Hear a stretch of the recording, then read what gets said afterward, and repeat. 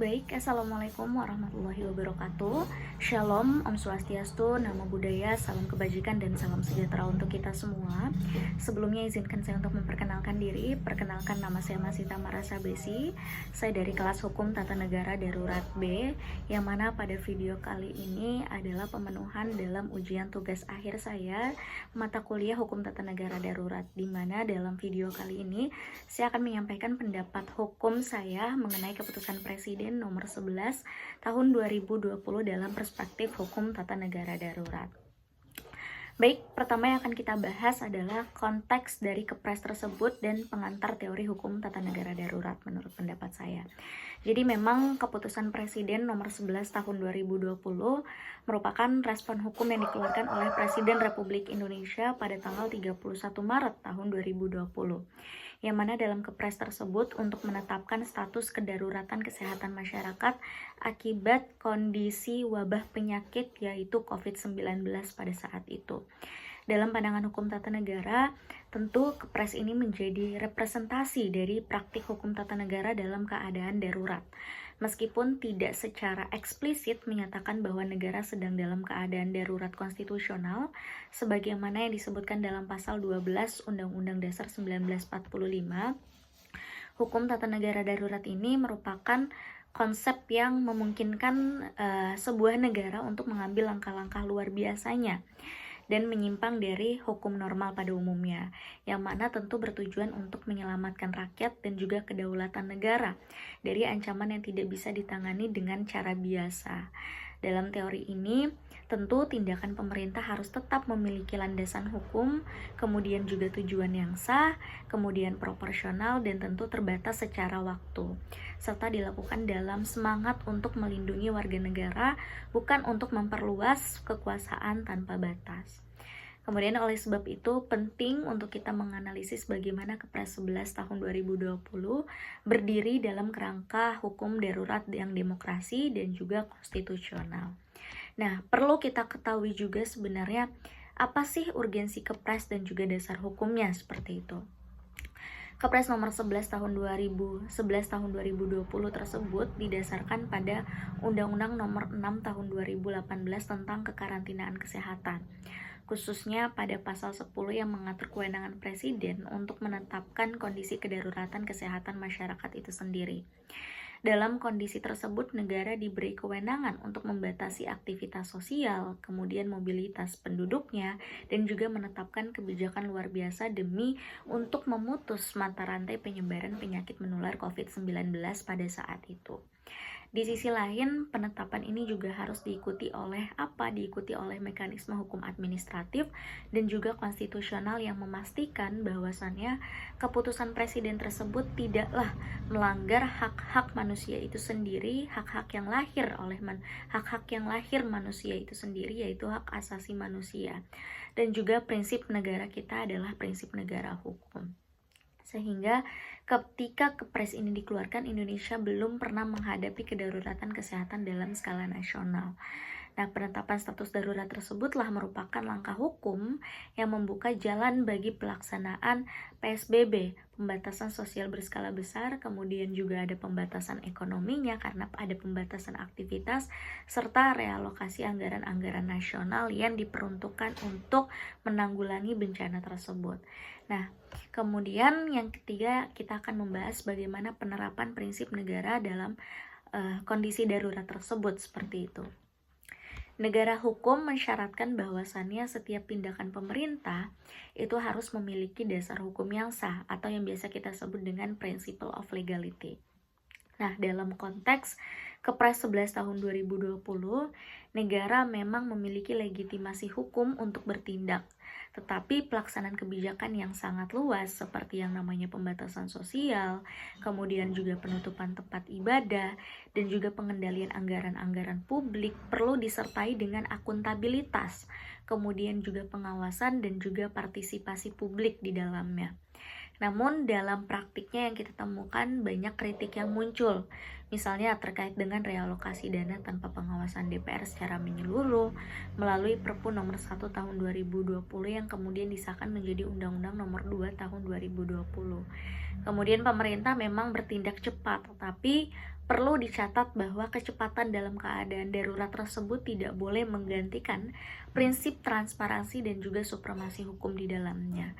Karena jika tidak, tindakan darurat bisa bergeser menjadi otoritarianisme berkedok krisis. Nah, inilah mengapa dalam hukum tata negara darurat perlu adanya kontrol yang kuat terhadap kekuasaan tetap menjadi elemen sentral, bukan dikurangi ataupun diabaikan, walaupun dalam situasi-situasi yang kita anggap adalah situasi negara darurat. Kemudian tentu dalam Kepres tersebut adanya pembatasan hak dan juga proporsionalitas kebijakan. Salah satu elemen paling penting dalam hukum tata negara darurat adalah bagaimana negara membatasi hak warga negara secara proporsional, kemudian tidak sewenang-wenang, dan juga tetap dalam batasan waktu tertentunya. Nah, dalam masa pandemi kita menyaksikan pembatasan hak berkumpul, kemudian beribadah, bergerak, bahkan hak atas pekerjaan dan mendapat pendapatan masyarakat kecil. Memang benar bahwa pada pasal 28J ayat 2 Undang-Undang Dasar 1945 memberikan ruang untuk kita dibatasi haknya atas dasar kepentingan umum dan juga kesehatan masyarakat. Tetapi pembatasan tersebut harus berdasarkan oleh undang-undang dan juga bersifat sementara.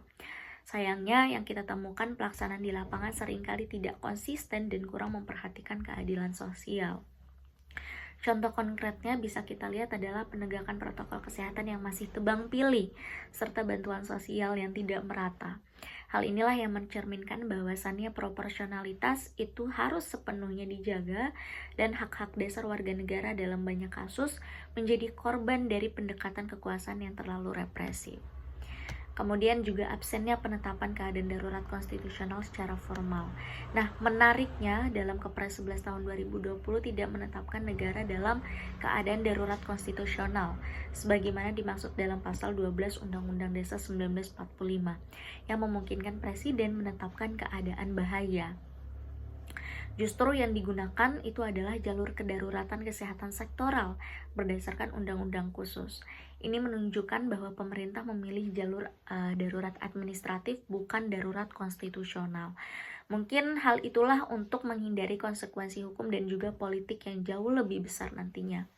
Namun tentu hal ini juga memberikan ruang perdebatan akademik. Apakah keputusan darurat yang dampaknya begitu besar terhadap kehidupan nasional dan ekonomi bangsa seharusnya dikawal oleh DPR dan juga Mahkamah Konstitusi secara lebih aktif lagi? Karena dalam konteks negara demokrasi, keadaan darurat bukan hanya persoalan teknis tetapi juga persoalan legitimasi dan juga keseimbangan kekuasaan. Artinya saya rasa tidak cukup dengan alasan hukum administratif semata, tetapi juga diperlukan pertanggungjawaban politik dan juga moral terhadap publik tersebut. Salah satu resiko utama dari hukum tata negara darurat itu adalah terbukanya peluang bagi abuse of power, yaitu penyalahgunaan kekuasaan yang diselimuti dalil krisis. Pemerintah selama masa pandemi memang menjalankan banyak kebijakan strategis, tetapi tidak semua kebijakan itu melibatkan lembaga legislatif maupun peradilan secara efektif. Padahal dalam teori demokrasi konstitusional, kontrol terhadap kekuasaan eksekutif dalam situasi darurat menjadi semakin penting karena eksekutif cenderung memperluas kekuasaannya secara pihak. Misalnya, contohnya, realokasi anggaran dan juga pengadaan barang publik dilakukan dengan mekanisme yang cepat, yang minim akan pengawasan. Ini bukan berarti pemerintah tidak boleh bertindak cepat, tapi mekanisme darurat harus tetap mengandung unsur check and balances, pengawasan DPR, pemeriksaan oleh BPK, dan potensial judicial review oleh Mahkamah Konstitusi menjadi unsur yang sangat penting agar negara tetap berada dalam jalur konstitusional. Kemudian jika kita membandingkan dengan negara-negara lain juga, seperti halnya Jerman ataupun Prancis, tindakan dalam masa darurat dilakukan dengan deklarasi formal dan pengawasan parlemen yang sangat ketat. Bahkan di Amerika Serikat, semua tindakan presiden dalam keadaan darurat tetap tunduk pada pengujian hukum oleh Mahkamah Agung. Dalam konteks Indonesia, hal inilah yang masih menjadi sebuah kelemahan karena mekanisme pengujian terhadap Kepres maupun kebijakan turunannya belum dilakukan secara luas. Mahkamah Konstitusi hanya beberapa kali dimintai pendapat dan DPR cenderung pasif dalam mengawal pelaksanaan kebijakan darurat. Oleh karena itu kita perlu membangun culture hukum darurat yang tidak hanya cepat terhadap tanggap kritis, tetapi juga berbasis dengan akuntabilitas dan juga legitimasi konstitusional. Pelajaran dari pandemi ini penting agar kedepannya negara bisa lebih siap dengan perangkat hukum darurat yang demokratis dan juga konstitusional. Kesimpulan daripada pendapat yang saya sampaikan dari seluruh uraian tersebut dapat disimpulkan bahwasannya Kepres 11 tahun 2020 adalah bentuk respon darurat yang memang sah dan terlegitimasi secara hukum dalam sistem ketatanegaraan Indonesia. Namun, pelaksanaannya tetap harus diuji dan dievaluasi secara konstitusional. Dalam situasi kritis, negara memang memerlukan kewenangan yang luar biasa, tetapi kekuasaan luar biasa tersebut harus tetap tunduk pada nilai-nilai hukum, prinsip demokrasi, dan juga pengawasan publik. Hukum tata negara darurat tidak boleh dijadikan dalih untuk membenarkan tindakan sewenang-wenang. Karena tujuan utama dari hukum adalah melindungi hak-hak warga negara sekaligus menjadi stabilitas negara. Saya berharap ke depannya Indonesia mampu membangun kerangka hukum yang darurat yang lebih kokoh, transparansi, dan berpihak pada rakyat. Bukan hanya sekedar menanggulangi krisis secara administratif. Demikian pendapat hukum ini saya sampaikan, semoga dapat memberikan sudut pandang kritis terhadap dinamika ketatanegaraan kita dalam menghadapi masa-masa daruratnya. Sekian dari saya, kurang lebihnya mohon maaf. Wassalamualaikum warahmatullahi wabarakatuh.